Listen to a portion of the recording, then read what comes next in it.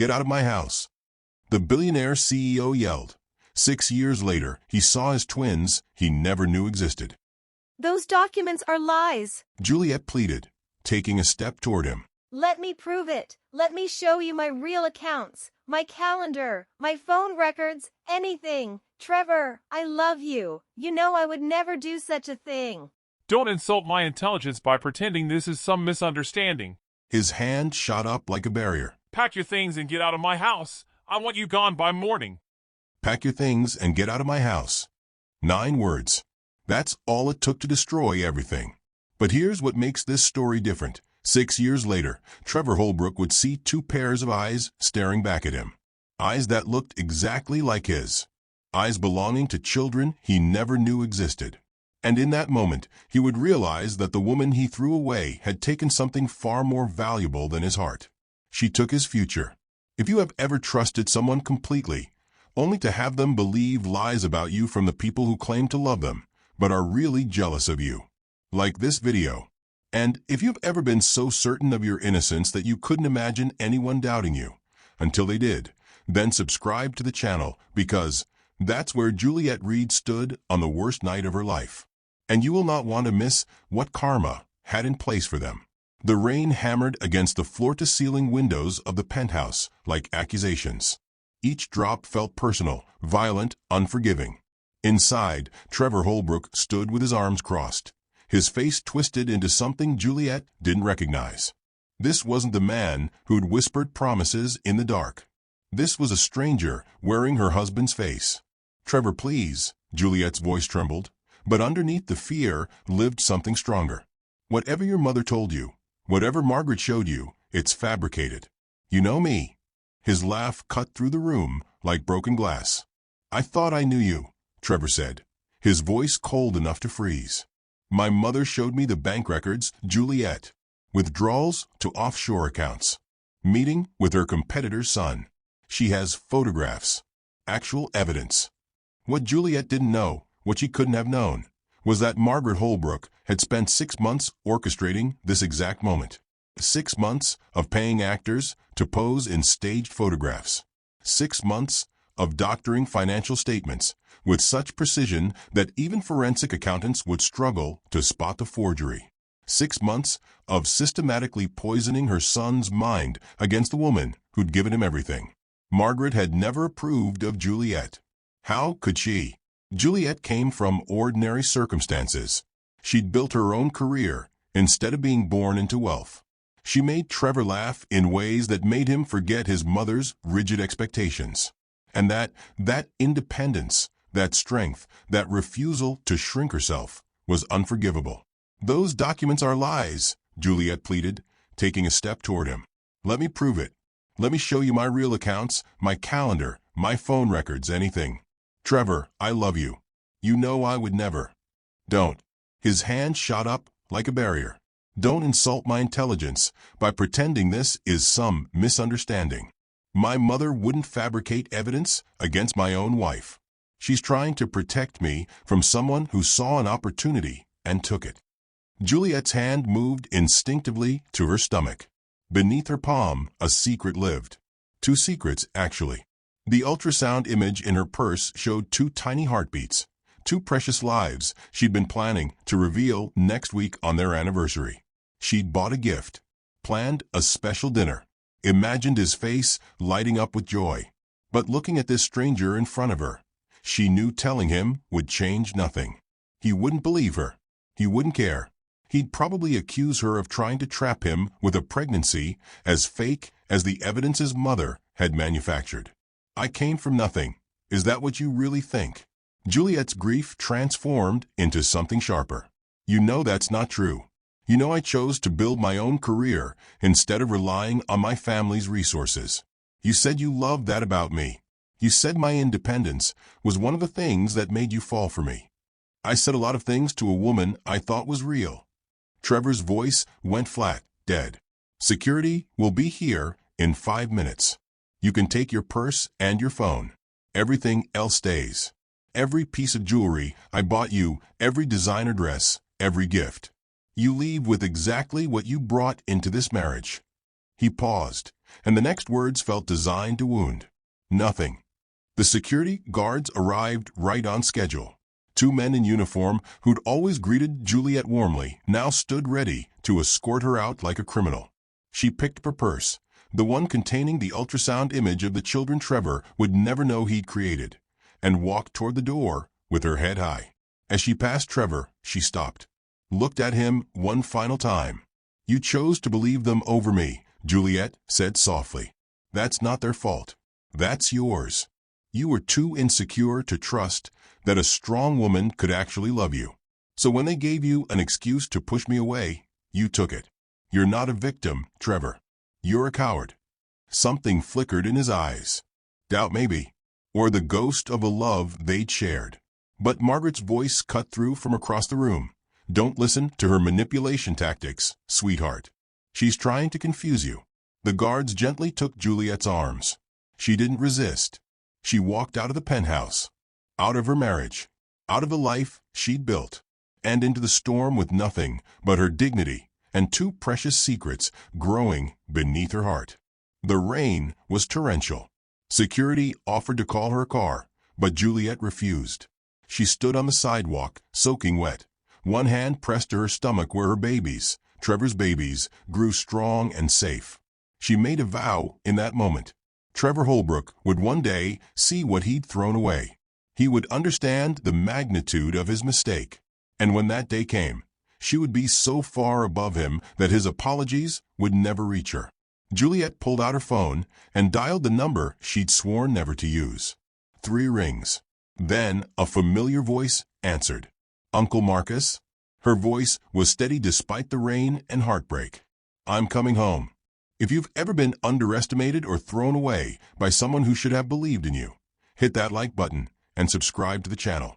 This story is about to show you what rising from the ashes really looks like. And trust me, you won't want to miss what happens next. But while Trevor slept peacefully that night, convinced he'd made the right choice, Juliet was making a different kind of decision, one that would change everything. The Whitfield estate sprawled across manicured grounds like something from a different world. Juliet stood at the iron gates she'd walked away from years ago, soaked to the bone, carrying nothing but her shattered heart and the lives growing inside her. The gates swung open before she could announce herself.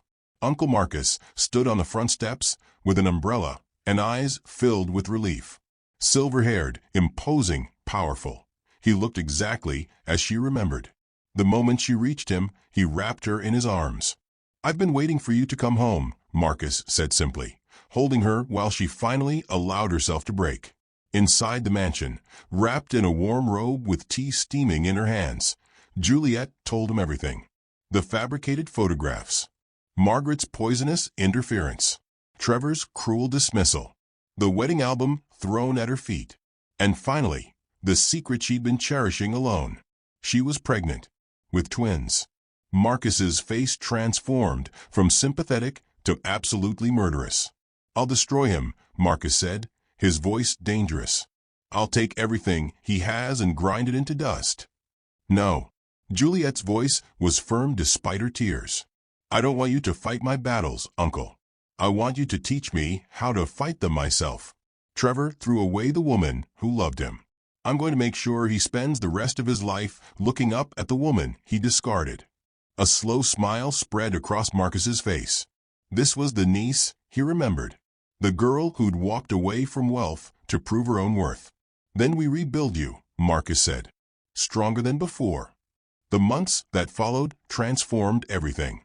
Juliet moved through her pregnancy with singular focus, attending every family gathering, relearning the world of power she'd abandoned.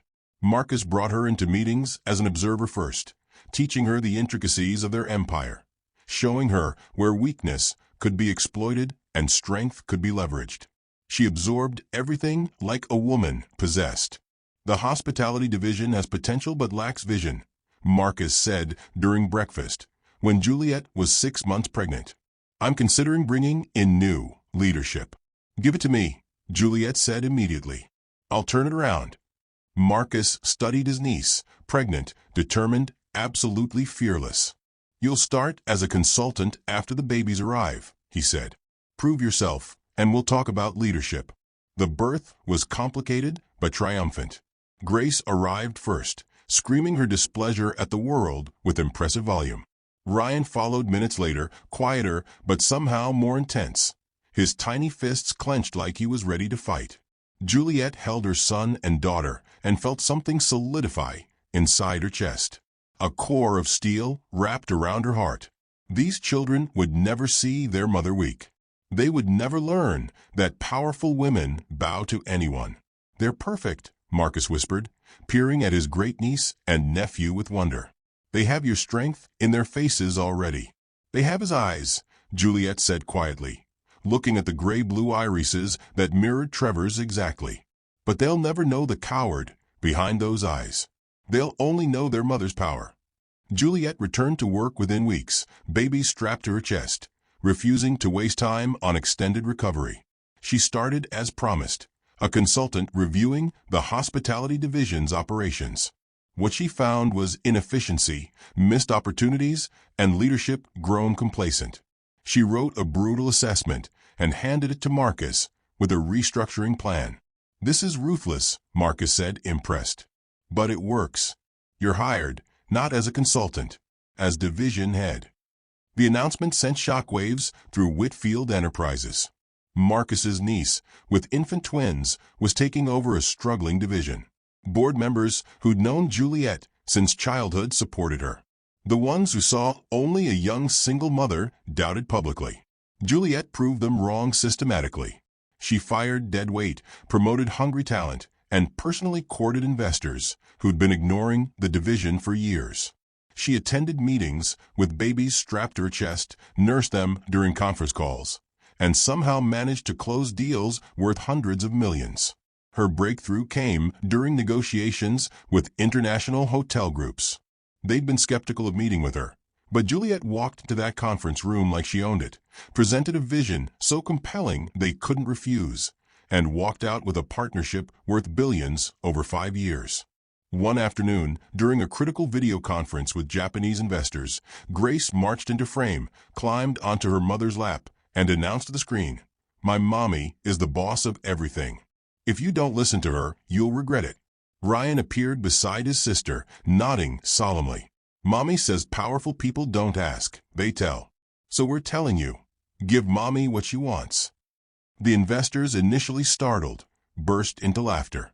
The lead investor said something in rapid Japanese to his colleagues, then turned back to Juliet, grinning. "Mrs. Whitfield, your children have convinced us.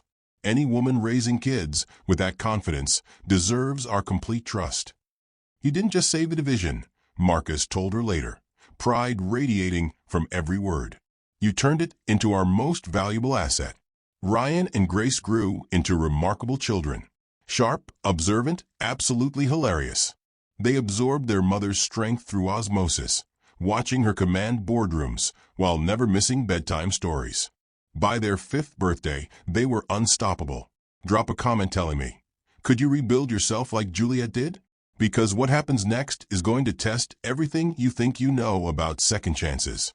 And if you are finding the story satisfying, please subscribe to the channel and like the video, because this story is about to take a turn nobody sees coming. While Juliet was building an empire and raising 2 incredible children, Trevor's world was about to crumble in ways he never imagined. 6 years later, Trevor Holbrook walked into the Whitfield Industries Gala, feeling like a ghost. His suit was impeccable, his appearance polished. But inside, he was dying by inches. His company was failing.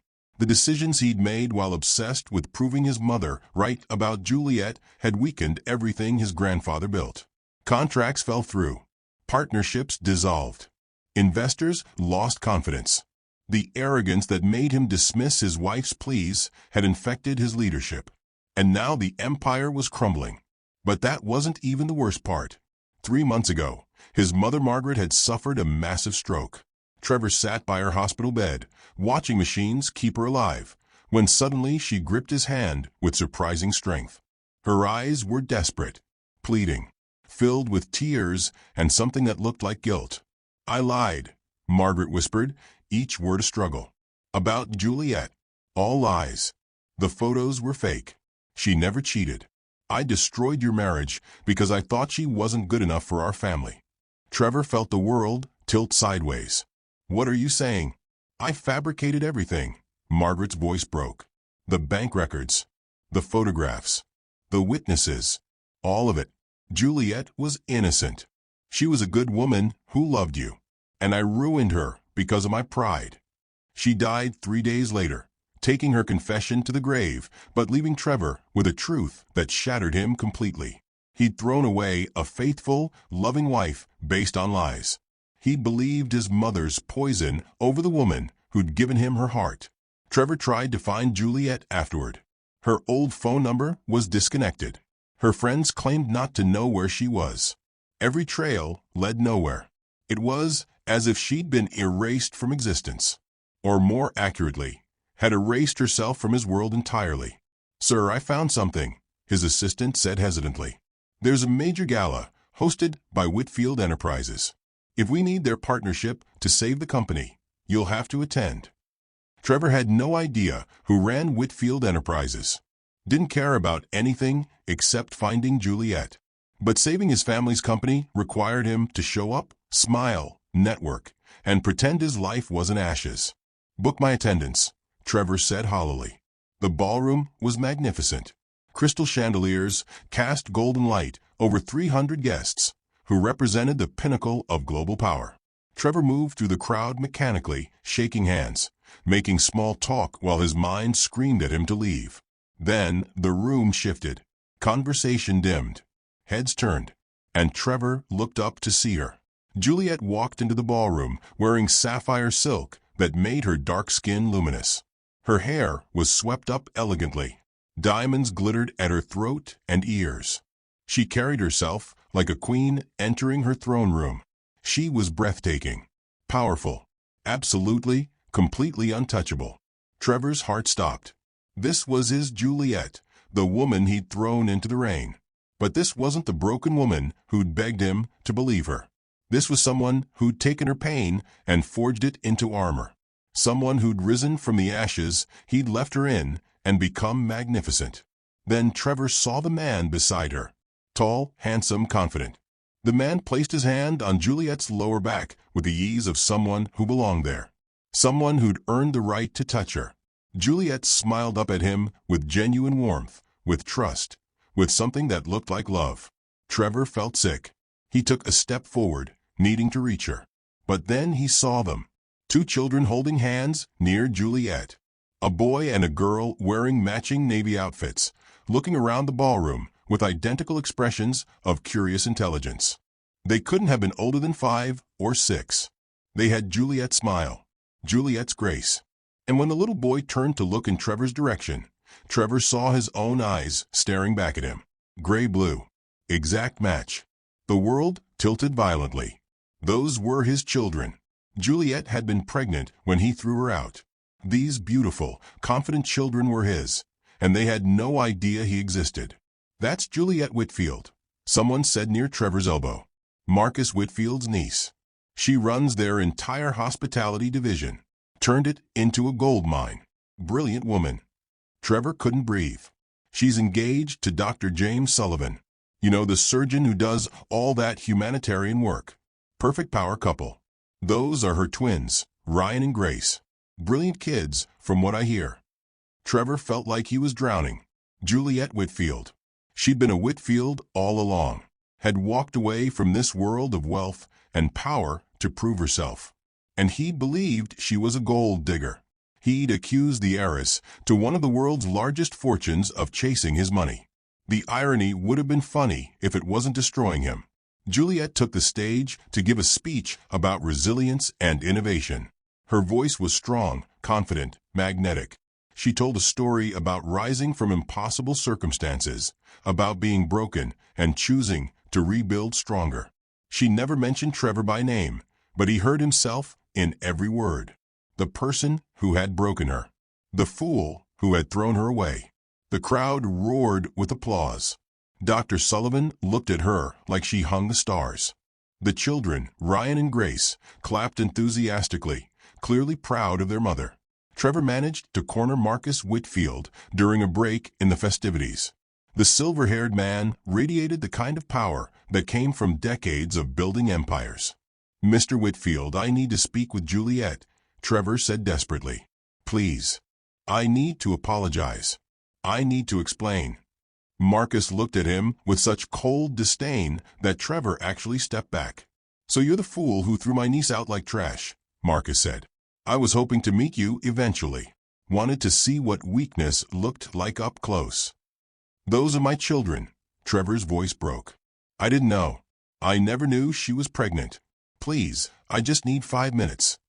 "Your children." Marcus laughed, the sound sharp as broken glass. "You contributed genetic material. Dr. Sullivan is those children's father. He's the one who gets up with them at night, who helps with homework, who shows them what real love looks like. You're nothing to them. A stranger. And you'll stay that way." "I made a terrible mistake," Trevor begged. "My mother confessed before she died. Everything was lies.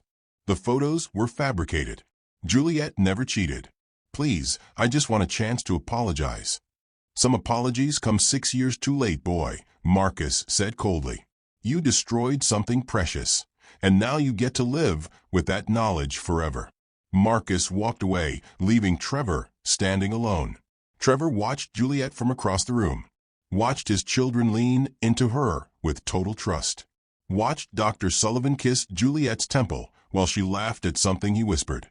Trevor saw everything he'd lost, everything he'd destroyed with his pride and weakness. But Trevor wasn't ready to accept defeat. What happened next would push him to the absolute edge of desperation. Revere Holbrook became a man possessed.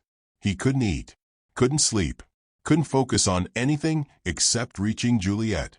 Every morning he arrived at Whitfield headquarters before dawn, waiting in the lobby for any glimpse of her.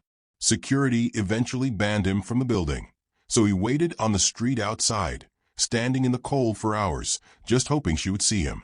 "Sir, you can't loiter here," security guards told him repeatedly. Trevor didn't care. He had lost everything that mattered. Standing on a sidewalk in the freezing cold seemed like the least of the punishments he deserved. Juliet walked past him exactly once, flanked by assistants and bodyguards, moving with the swift purpose of a woman who had no time for ghosts from her past. Trevor called her name, but she didn't even turn her head. She was a queen ignoring a peasant's pleas, and Trevor felt the weight of his insignificance crush him. He wrote letters, dozens of them, pouring out his heart and his apologies. Every single one came back unopened, returned by security with polite notes that Ms. Whitfield did not accept unsolicited correspondence.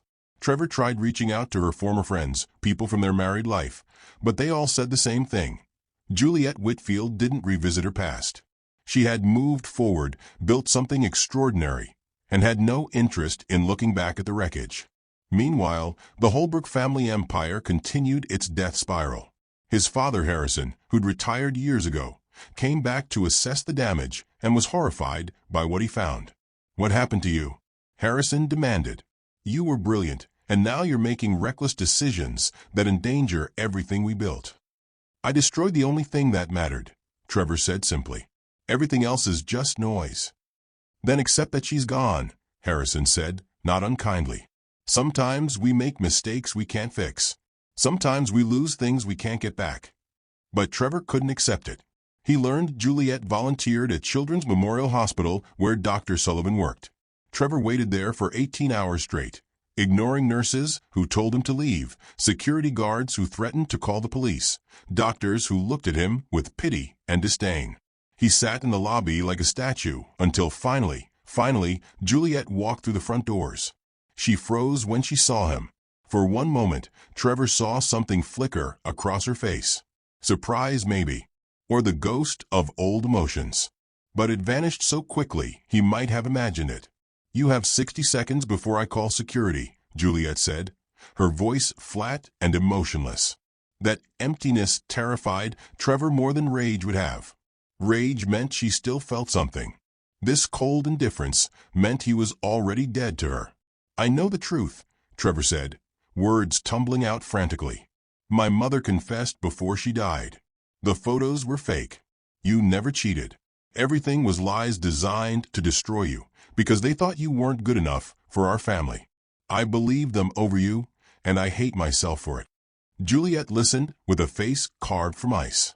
I didn't know you were pregnant, Trevor continued desperately. I didn't know about our children. Please, I'm not asking you to forgive me or take me back. I know I don't deserve that, but please let me know them. Let me be part of their lives somehow. When he finally ran out of words, Juliet spoke with surgical precision.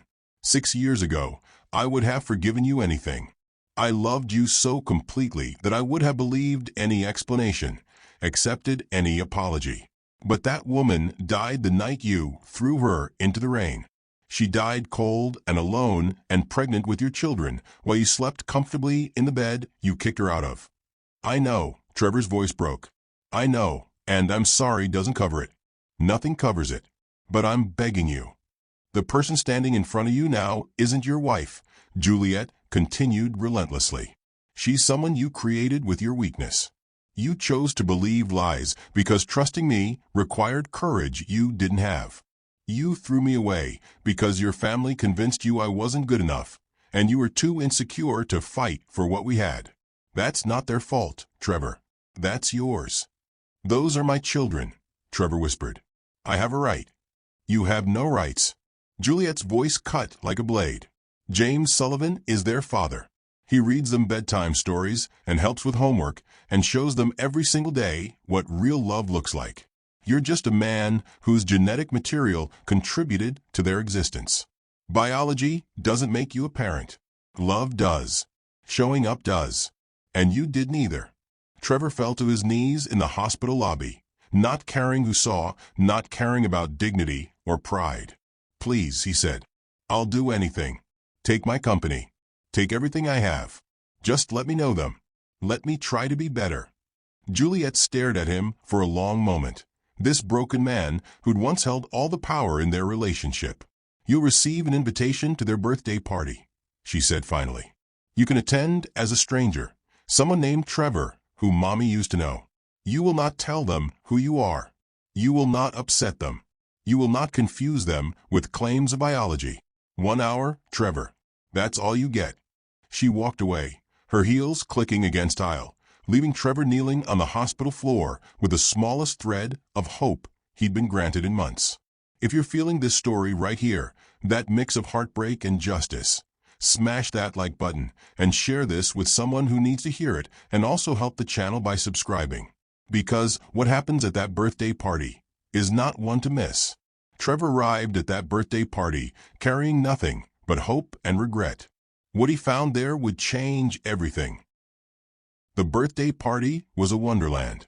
Trevor arrived at Juliet's estate, a sprawling property that screamed wealth and power, feeling like an intruder in a life that should have been his.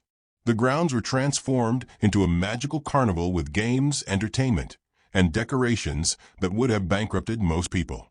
This wasn't just a birthday party. This was a statement. These children want for nothing. Ryan and Grace held court like tiny royalty, directing their guests and making sure everyone was having fun. Trevor watched from the edges, studying every detail of the children he'd never met.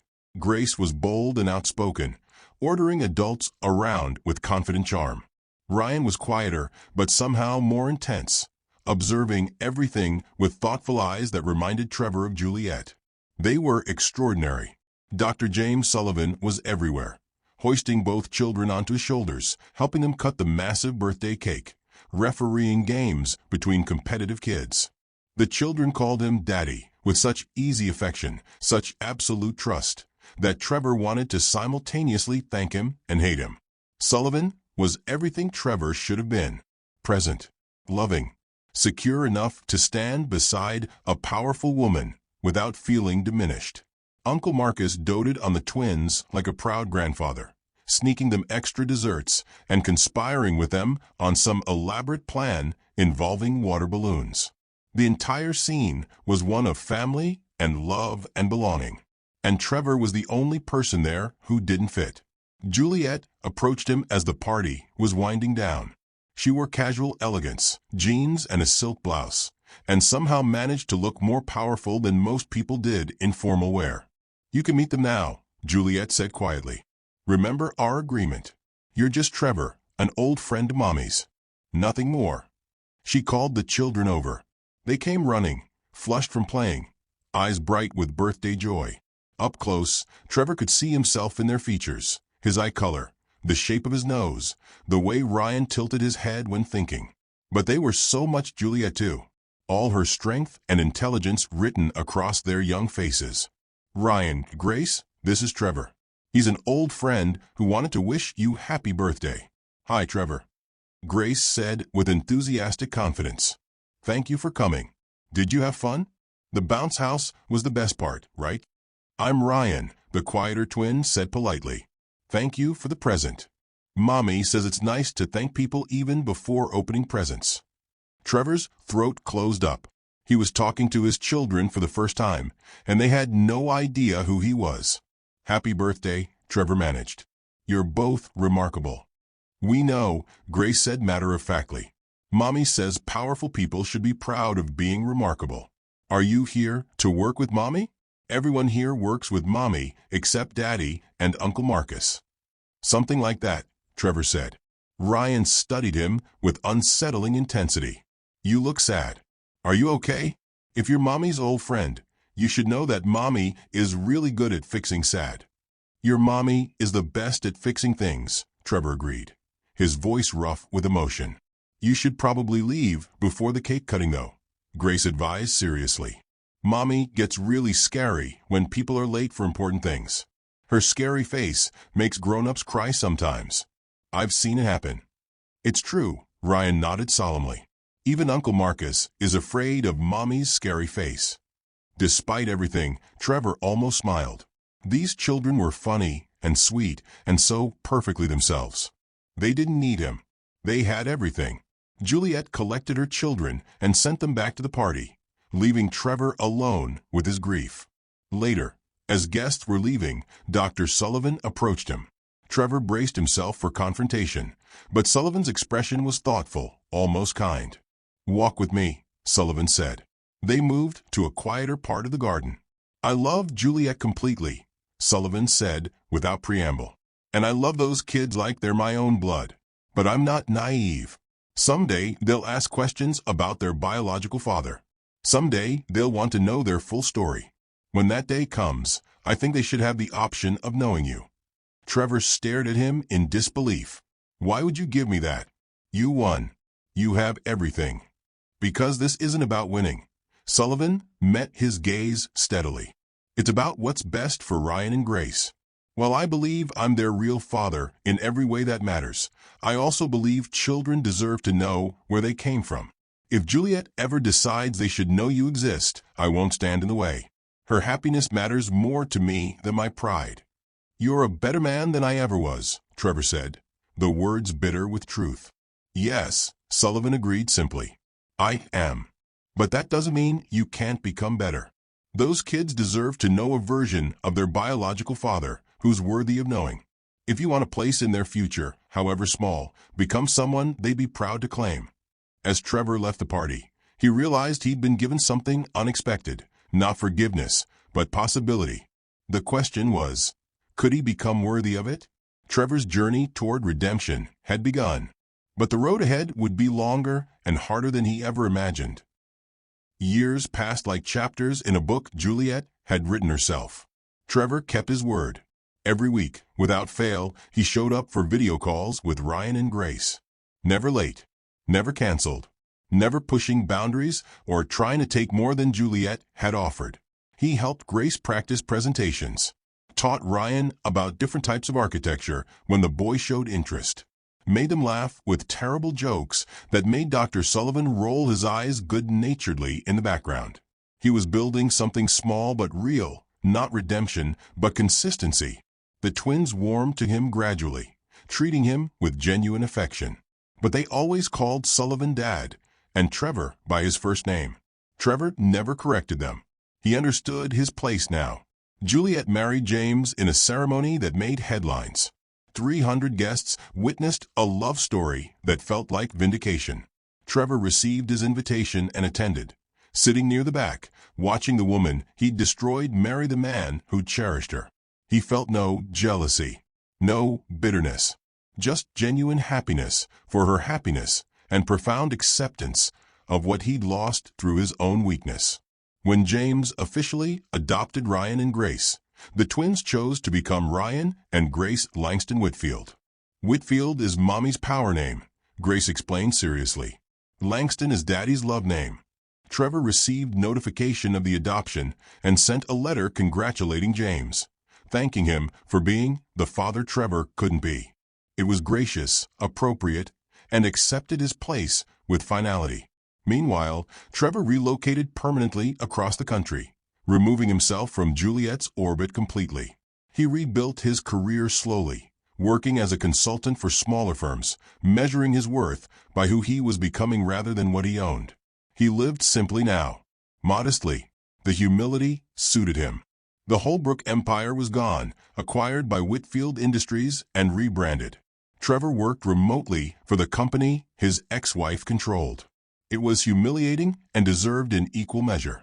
At 12 years old, Ryan and Grace presented about their hero at a school event.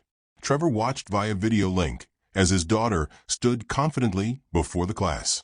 "Our mom was thrown away when she was pregnant with us," Grace said. "Instead of staying broken, she became unbreakable. She taught us that strong women don't break, they rebuild better." Ryan continued, "She taught us to choose partners like our dad, people who celebrate our strength instead of fearing it." Trevor watched his children praising the mother he'd failed and the father who'd succeeded, and he felt genuine pride. Not bitterness, not regret, just pride that they'd grown up with the love they deserved. Juliet received a Lifetime Achievement Award at 42 years old. During her acceptance speech, she told her story without mentioning Trevor by name.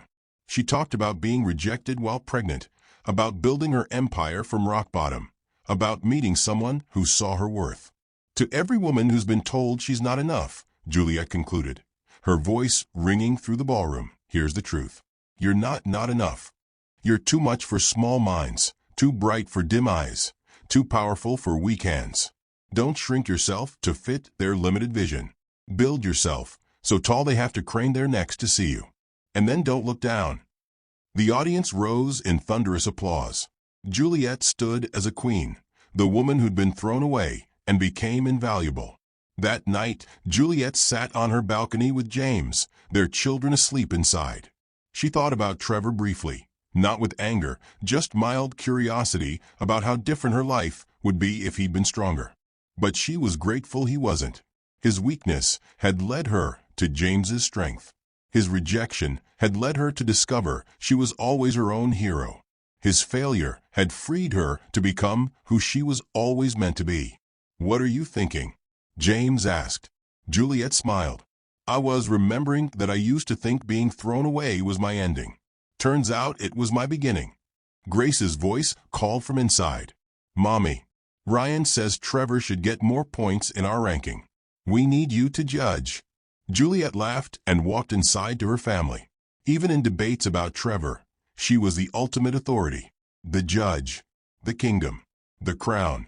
Trevor had thrown her away 6 years ago, and in doing so, he'd given her the greatest gift, the freedom to become unstoppable. That was his unintended legacy, and she would never thank him for it. If this story moved you, if you felt Juliet's power and Trevor's regret, hit that subscribe button and turn on notifications. Stories like this, stories about real consequences and women who refuse to stay down. That's what Mr. William Chronicles is all about. Drop a comment. Do you think Trevor earned even the small place he got? Or should Juliet have cut him off completely? Share this with someone who needs to see what real strength looks like. And remember, sometimes the best revenge isn't revenge at all. It's becoming so successful that the person who hurt you becomes irrelevant. Until next time, stay strong, stay inspired, and never let anyone make you feel small.